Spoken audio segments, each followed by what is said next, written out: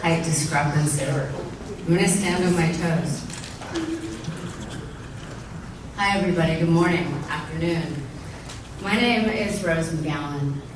I'm here visiting the United States of America for the first time in almost 2 years. And the environment, the energy of it, as so many of you know, is really hardcore. It's not okay.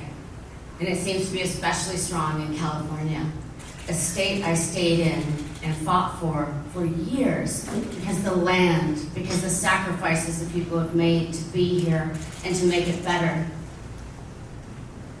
It gives me no great pleasure to call out Democrats.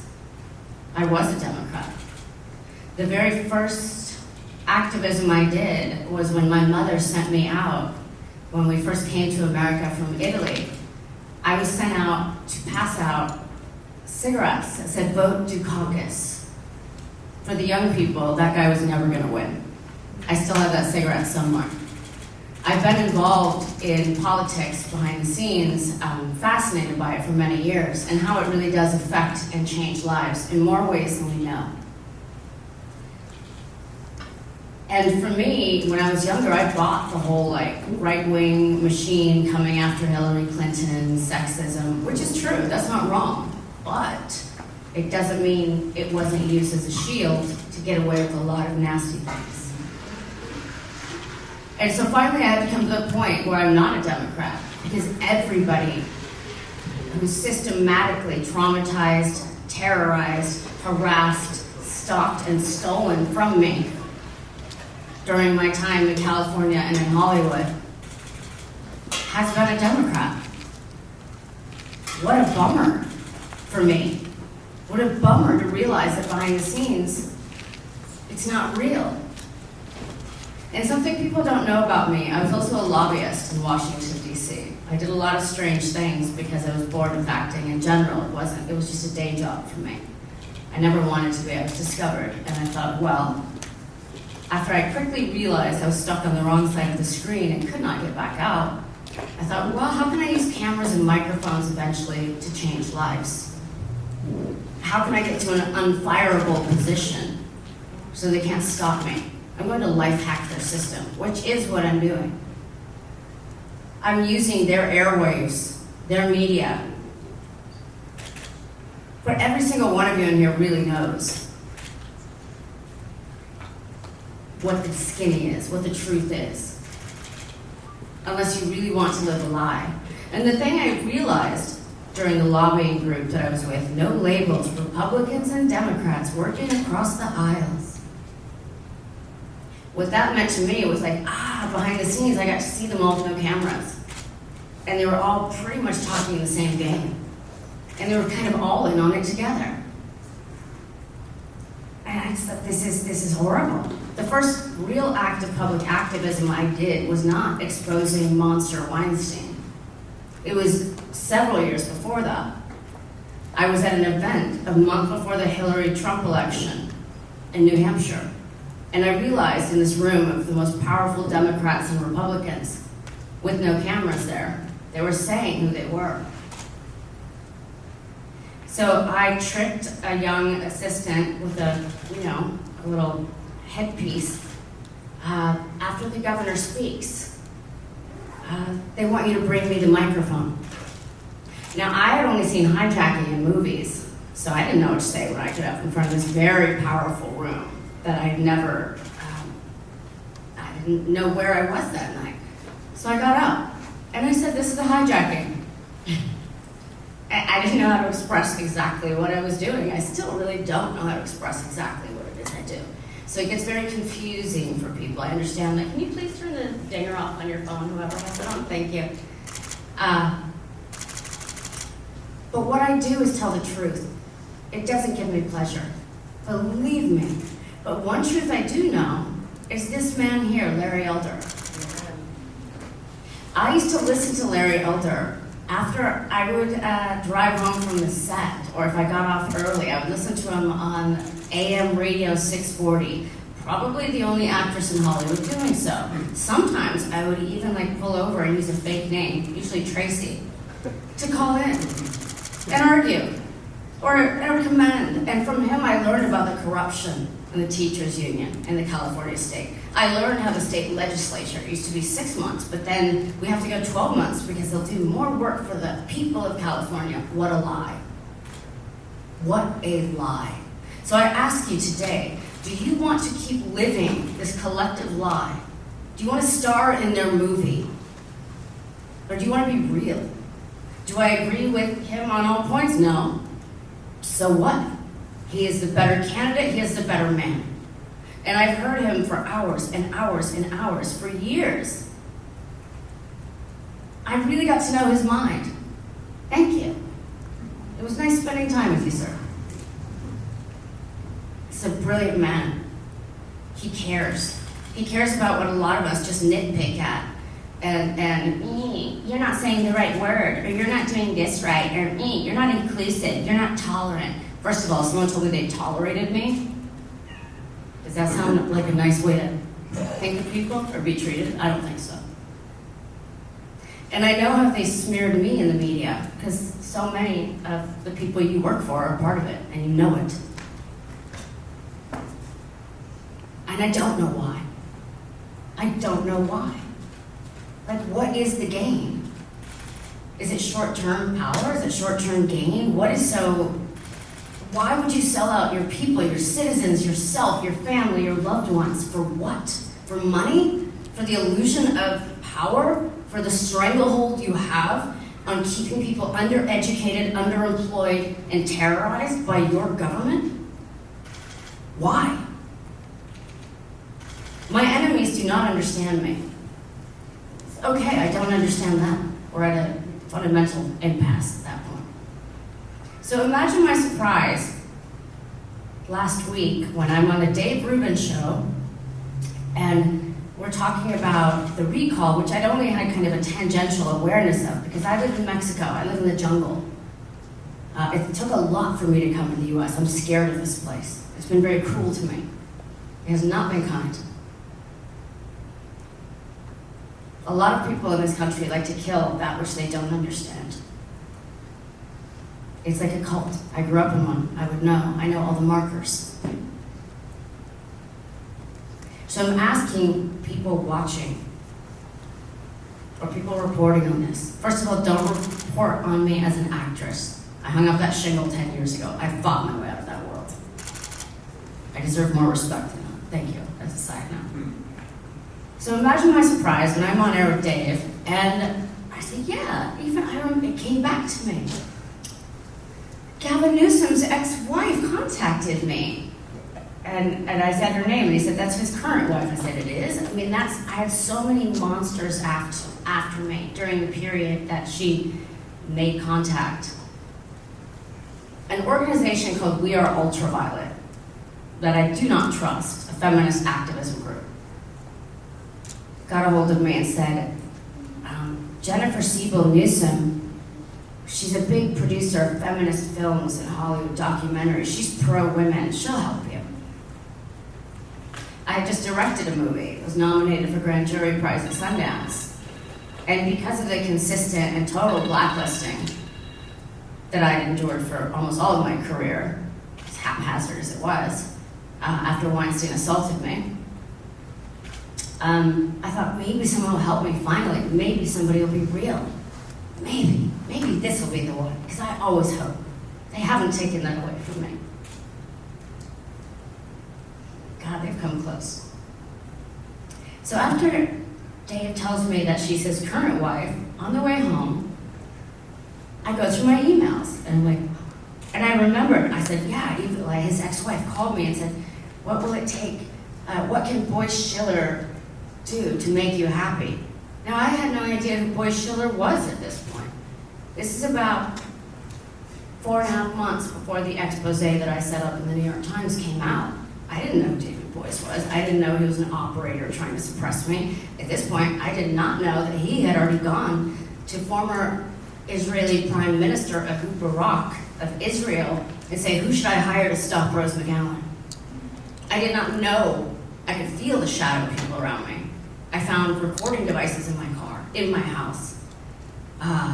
nude photos hacked and disseminated, courtesy of whom I believe to be Lisa Bloom, another big feminist attorney, another big Democrat.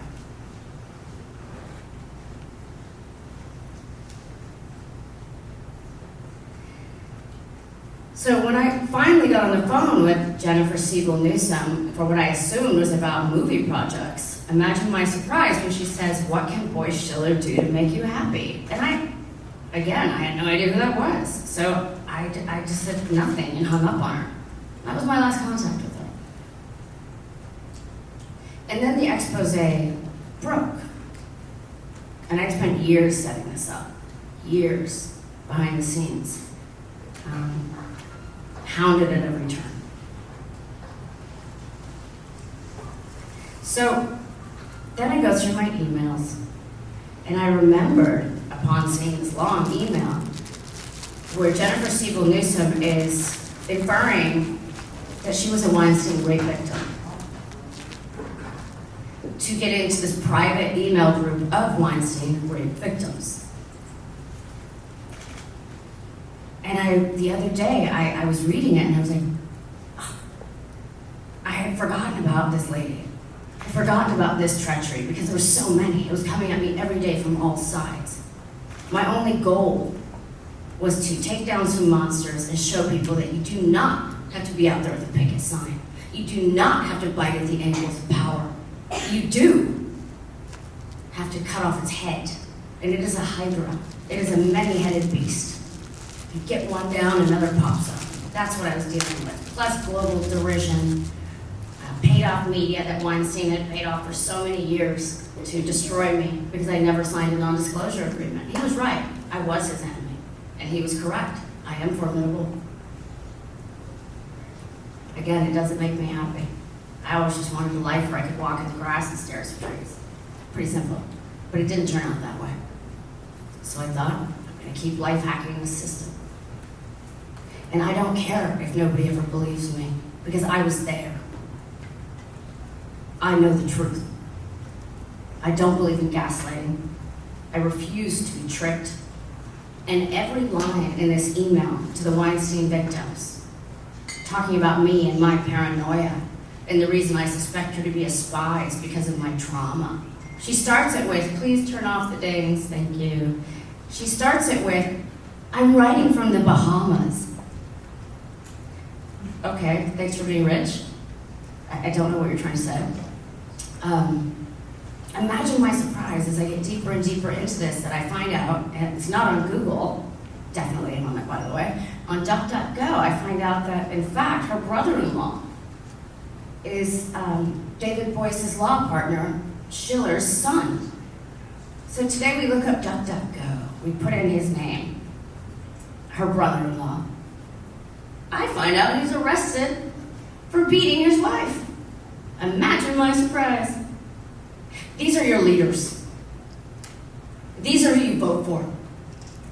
And these are who you're attacking. This man, me, and anybody who's like, why not change? Why not be better? So as an outsider, someone not from this country changed my name the first day I got here at 11. My name is Rosa Ariana. They changed it to Rose. I forgot that till 2 years ago. It has stolen so much. And it does it to all of you. I traveled the world and I've had so many people say to me, Americans are the most uneducated. Not wrong, but they are wrong in this. It's undereducated. It's systematic, and it's done to you all on purpose, to keep you part of a complicity machine that benefits you. This is not a country or a state for everyone. This is a country for the few. This is a country for people like hair gel in the Bahamas. Okay, that's the reality. And I really wish I had better news. It gives me no pleasure to be the bearer of truth, which is sometimes ugly. But do you want a society that has gangrene on its leg, but puts on a fancy suit and pretends it's not there while they hobble in pain? Or do you want to just stop, look at reality, take your medicine, clean up the wound, and run?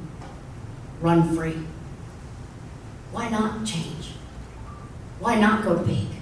Why not put a stake in the heart of evil? Because that's what this really is. This is good and this is evil. And if you're tired of people looking at this country like it's the Florida of the world, which it is, looked upon that way, because, it's earned it in a lot of ways. I know this place has it in it to be better. I know it does. I've met so many good people in this country. Not the elites, absolutely not. But the person I meet, that's the housekeeper at the hotel I'm staying at, who shouldn't even have that title because she's a queen of a woman. And then we have the Jennifer Newsoms of the world. Why? Why do you keep choosing them? Why do you keep electing them? Don't listen to their buzzwords. Cult leaders, which is what these people are. I would know, I grew up in one, like I said. They massage your mind. They keep you in fear. They keep you in doubt. I kind of suspect on the inside that this is all a lie, but I don't want to be the one that stands out, takes it on the chin. Well, I'm here to confirm for you, it is a lie. It is a fact. And when I say things, people are like, I'm sorry you feel that way. I'm like, I didn't tell you how I felt about it. I told you a fact. That's a different thing. Start noticing in your life how many times people will tell you, oh, I'm sorry you feel that way. And start being brave enough to stand out, brave enough to be different, brave enough to challenge. Does it cost? Yes. But if we all do it, it will get so much easier. It will get so much better.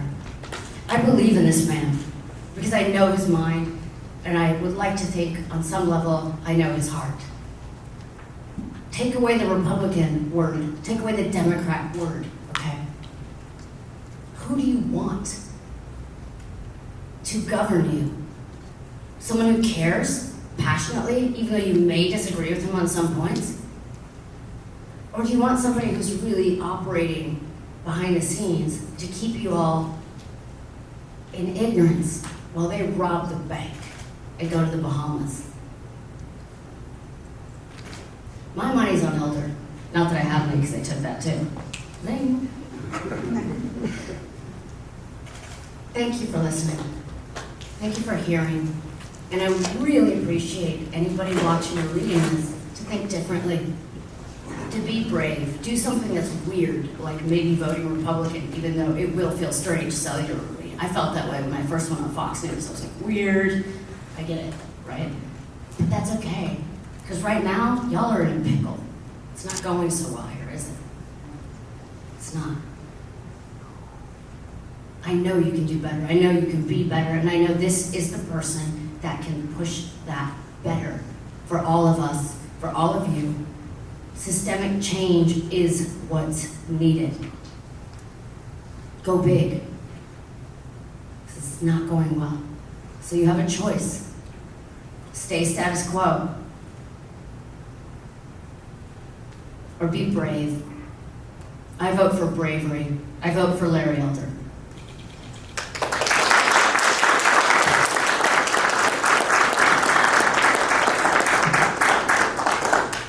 I want to say a few things about the way I've been covered during this campaign, the way I've been treated during this campaign, and how hypocritical members of the media have been in this campaign before I get to Mrs. Gavin Newsom.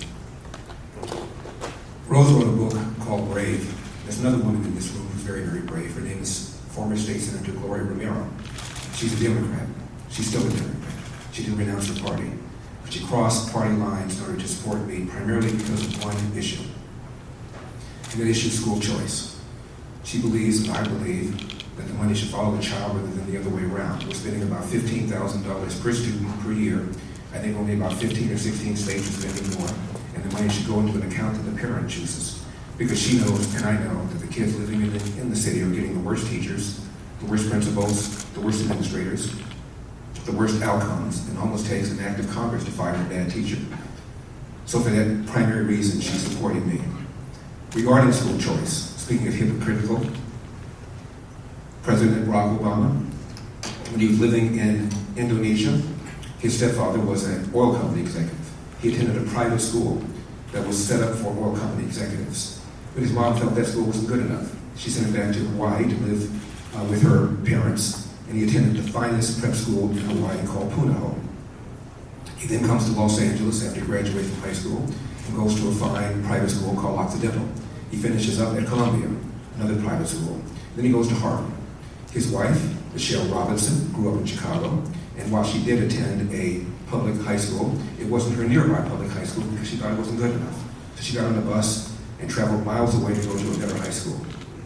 The Obama children, Sasha and Malia, they attended a private school that was set up for the teachers who teach at University of Chicago, where Obama was a law instructor. And then when the Obamas moved to Washington, D.C., Michelle made a big display of checking out the public schools and publicly said she might consider putting the kids in public school right. Put them in Sidwell Friends, the same prep school that Chelsea went to that cost $40,000 a year. The girls never set foot in a public school. Obama never set foot in a public school.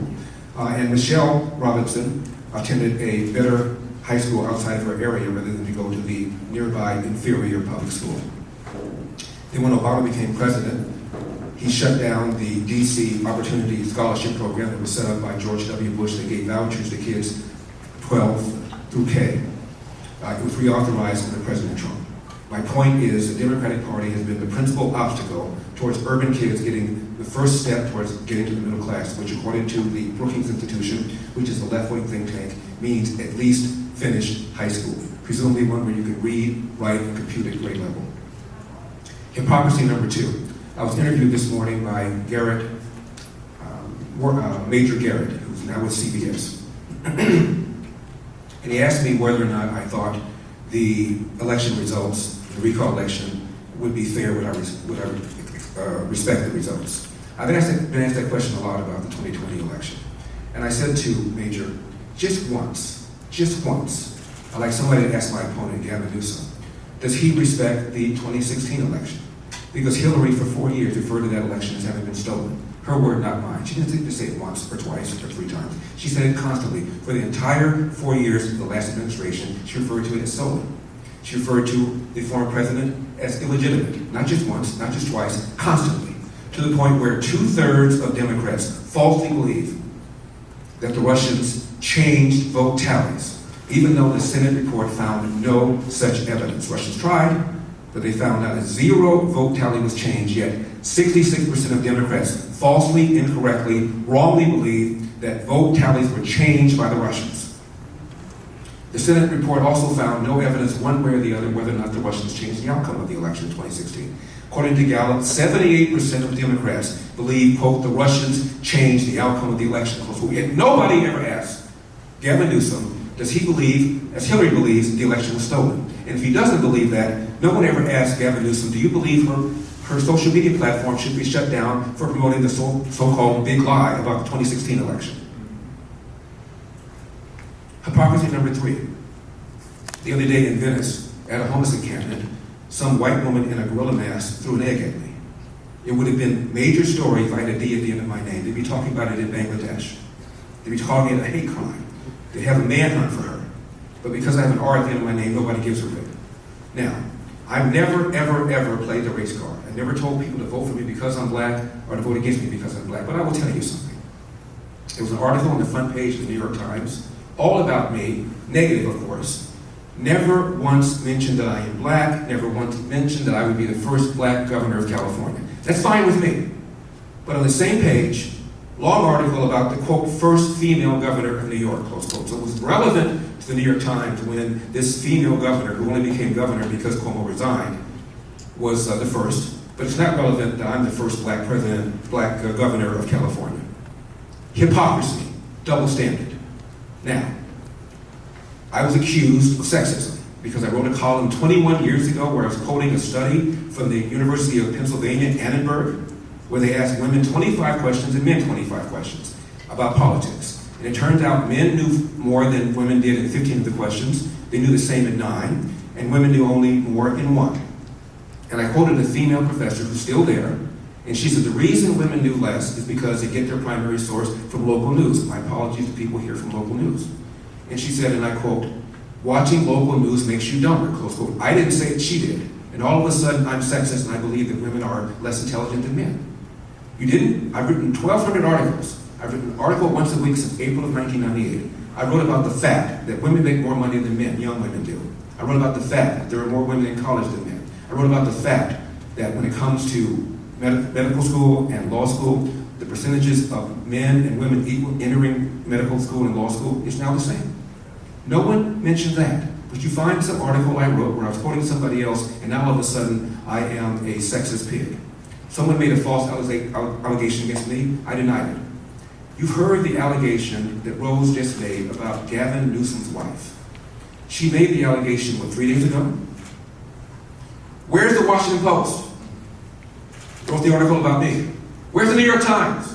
Wrote the article about me. Where's CNN? Where's Politico? Where are you? If this had been made about me, my girlfriend standing over there, if someone had said my significant other contacted on behalf of Attorney Boyce, who's Harvey Weinstein's lawyer, and called Rose McGowan and said, what can we do to make you go away? What can we do to make this happy? That's all you guys will be talking about between now and the end of my campaign. This is a double standard to which I've been subjected to my entire time, and I'm sick of it. And you ought to be sick of it. Where's your integrity? Where's your fairness? Now, what Rose said about Gavin Newsom's wife is a bombshell. This is a man who the other day, because he was trying to do a counterpoint to me, women are smarter than men. Women are they're better politicians. They're better. Where is he? Where are you? His wife contacts Rose and says, what can we do to make you happy? What can we do to make this story go away? Right before the Harvey Weinstein story blew up. That's all you guys would be talking about if the allegations were made about me or my significant other. Any questions? We're going to take some questions. If you could raise your hand if you have a question. Questions for Rose or questions for me? Sure. Steve Gregory, KFI 640, local news. And by the way, she said 640, she meant 790 KBC. Oh, shit. No, I know, and that's fine. That's all right. I wondered that myself, but I'll take the credit. Thank you for that. No, seriously, Larry, you seem kind of surprised by all of this. Didn't you know that this was going to be the case when you got into this race? Didn't you know this? Didn't I know that the media had a double standard and I would be subjected to hypocrisy on the part of you guys? Yes, I knew. Well, actually, no. The question is, sir, is didn't you know that this was going to be sort of a dirty fight? I mean, because you know that there was going to be a battle. This was not going to be an easy thing. You understood that. I knew what I was getting into. But that doesn't make it okay. Come to the mic, please, if you're going to speak. Thank you. But that does not make it okay. It does not make it okay that the New York Times has 98.5% of its readers identifying as Democrats. But people yell about Fox News, only Republicans watch it, right? And when your question, you're a part of it. I don't know your coverage, I don't know your work. I'm sure it's stellar, truly. But you're a part of it. Didn't you know it was going to be a dirty fight? Yeah. Does that make it okay? And does that make you all not complicit in it? Does it make the New York Times, who got a Pulitzer off of me calling them, unlike what Jodi Kantor, the journalist who won a Pulitzer off of my bravery? And they lied in their book, and they said they called me another New York Times lie. And they have blanket silenced me since I supported Tara Reid against Joe Biden. But they care. But they care. And every feminist organization in this country is in on it. Every big one now. Ultraviolet, like all of them, certainly Time's Up. I knew my fight was going to be ugly. Does that make it okay? And does that not make every single person asking that question and yet not commenting or contextualizing things correctly okay? No, it does not, sir. Well, our next question comes from David Weigel. I'd like to say one other thing too. What I find kind of amazing about this race, Rose, virtually nobody has defended Gavin Newsom's record on almost anything. We had Barack Obama cutting a commercial for him. Bernie Sanders, who owns 3 houses, cutting a commercial for him. Senator Warren cuts a commercial for him. And nobody utters the following words: Gavin Newsom has done a fine job for the people of California. Crime is up. Homelessness is up. People are leaving California for the first time in the history of the state. We're 170 years old. It's never happened before. And when people making between 50 and 100K leave, the number one reason they cite, they cannot afford the price of a house. More businesses have left in 2021 than have left all of last year, and the rate at which businesses are leaving is twice the rate in the last 3 years. We have the highest state income tax in the nation, 13.3, and it's the biggest revenue stream of California, the income tax. 1% out of 40 million people in California pay half that state income tax, and they're leaving, and they're taking their tax base with them, leaving less money for fire suppression, less money for schools, less money for roads. The man has mismanaged the forest. We're having rolling brownouts. I can't think of any front, the declining quality of public education, the rise in cost of living, the rise in homelessness, the way he ignores science and shut down this state, his forest management, rolling brownouts. I can't think of any front at all where this man has done a good job. And you guys want to talk about other stuff. And that's because this man, Gavin Newsom, has been able to switch this thing from a referendum on his behavior, his governance, into a Republican takeover. As if that has anything to do with crime. As if that has anything to do with homelessness. As if that has anything to do with the outrageous cost of living. The average price of a home in California is now 150% more than the national average. 150% more. If you look at the percentage of people living in LA who are black and in San Francisco who are black over the last 20 years, it's declined. Primary reason, the price of a home. This state's in trouble. And forget about all these right-wing conservative talking points. There's a left-wing magazine called The Atlantic. A few months ago, article, The California Dream is Dying. All the things I've talked about, declining public schools, the stranglehold environmentalists have over Sacramento, high cost of living, high homelessness. The California Dream is dying. I urge you all to check it out. Every single talking point I've made has been made in that magazine, and these are not Republicans. Next question, David Weigel, Washington Post. Thank you. One question for Rhodes. You described emails and phone calls. You talked about having receipts on Twitter. Are you willing to produce, show the emails to the press? And then a question for Larry separately. Ms. McGowan described why she thinks this is a voting issue, but could you expand on why Gavin Newsom's name is on the ballot but not his wife's? Could you expand after that question on why this should be a voting issue for people who sometimes separate a spouse from a candidate? Well, I'll take that one. Is that okay, Larry? Yeah, I'll tell you why. You don't think Jennifer Siebel Newsom went home that night after first making contact with me and talking to her husband. And if her brother-in-law is Schiller, Boyce's partner's son, that makes him the brother-in-law of Gavin Newsom. They're all in it together, okay? Obama's daughter interned for my rapist 2 months before I exposed him in the New York Times. They're all in on it, and you know it. That's a disingenuous question, friend. On the other part of it, though, The receipts, yes, I sent the emails to Politico this morning. Those were all screenshots of her emails, the ones I posted. I just didn't put in, like, her, name on it. But those are not me writing out anything. Those were the actual emails. But I can certainly, I sent them to Politico this morning. I challenge you to put them in. I challenge you to cover it. And I challenge you not to refer to me as an actress and not to refer to him in a dismissive way. Do better, please. We need you. We need all of you. Ms. McGowan. Okay. This is the last question. I just want to make one more statement. I don't know if the LA Times is here, but I was described by the LA Times as, quote, a black-faced white supremacist. All because I don't believe in the lie of systemic racism. And it is a lie. When Barack Obama ran for president in 2007, he was running against Hillary for the nomination on the Democratic side. A Mormon named Mitt Romney was running for the nomination against John McCain on the Republican side. And Gallup tried to find out which one of these four politicians had the biggest hurdle. They asked Americans, would you never vote for a black president? 5% said they would not vote for a black president under any circumstances. 11% said they would not vote for a female. 24% said they would not vote for a woman. 42% said they would not vote for a man who would be as old as John McCain would have been, 72 years old, had he won. So Obama had a smaller hurdle than these people. I don't know if the CNN is here. CNN had a study in 1997, 24 years ago. They asked black teenagers and white teenagers about racism. And not too surprisingly, both of them said that racism was a major problem. But then Time and CNN did this, and I'd never seen this done before. They asked the black teenagers whether racism was a big problem, a small problem, or no problem in their own daily life.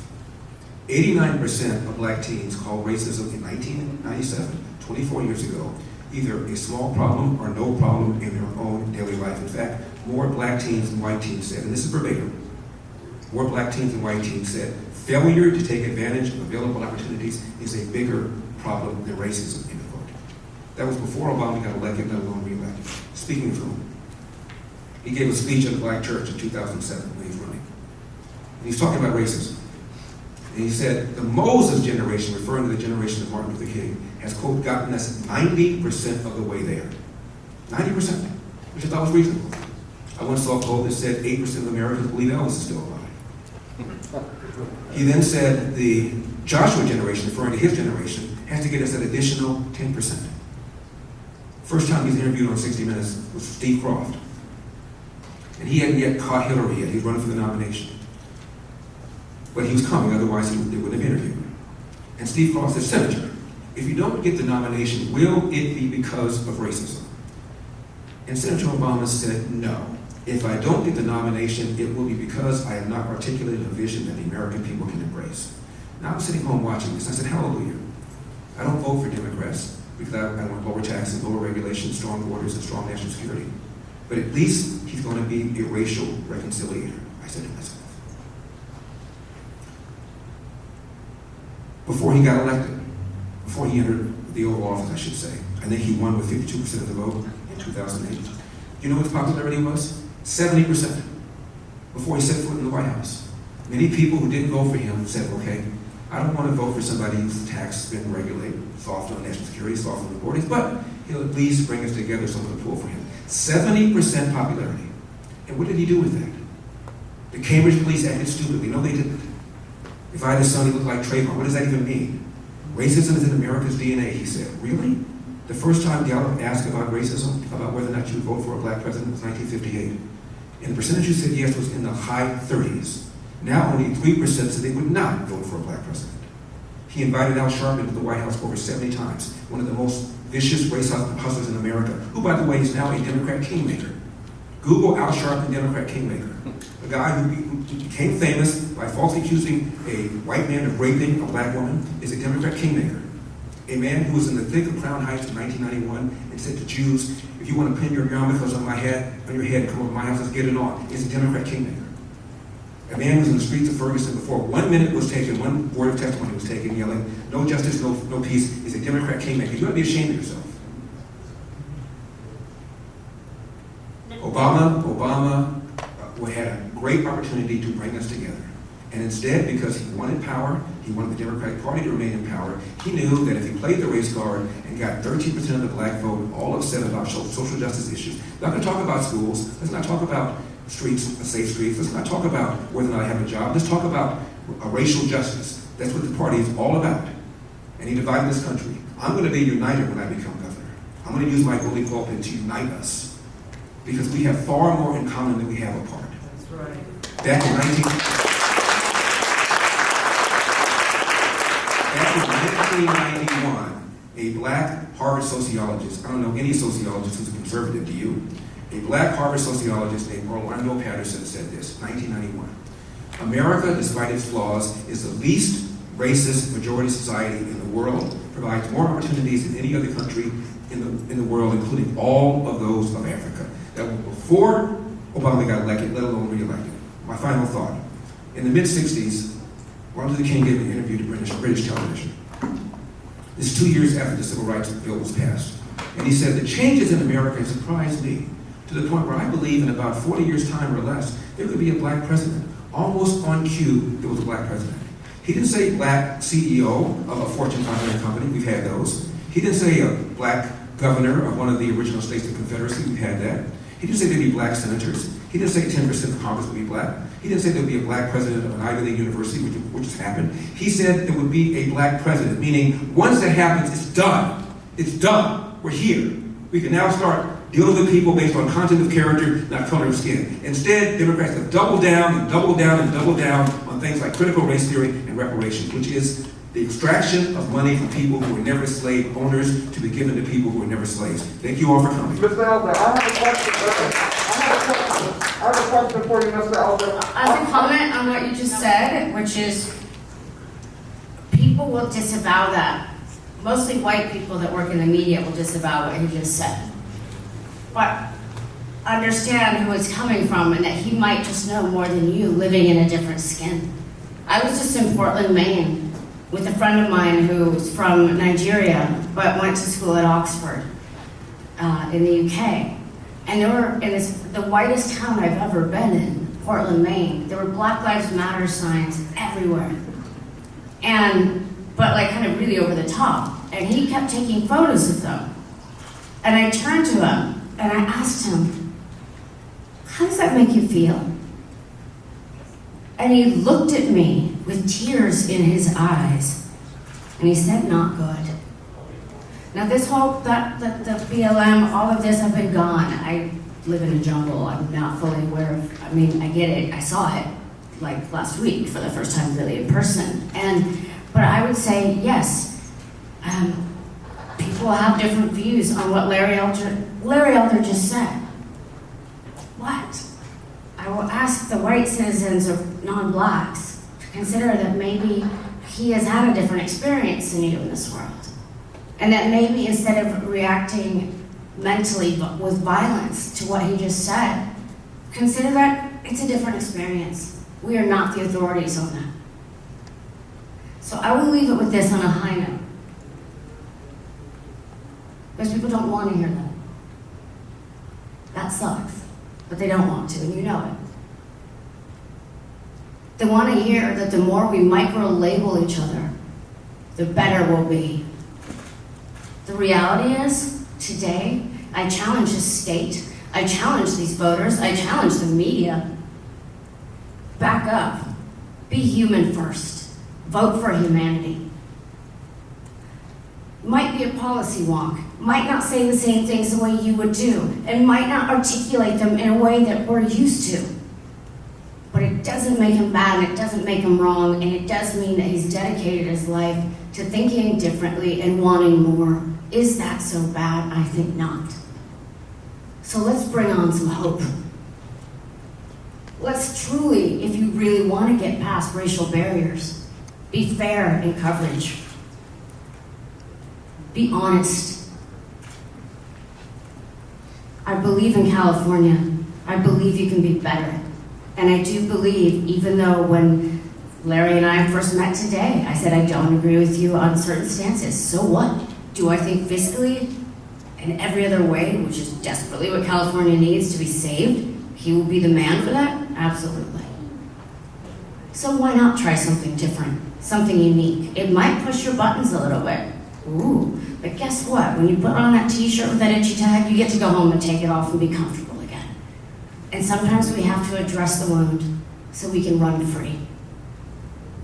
Thank you. Mr. Elder. Mr. Elder, can I ask a question? I do have a question. I would like to ask about that reading. I wrote it down. Thank you. Thank you. Thank you.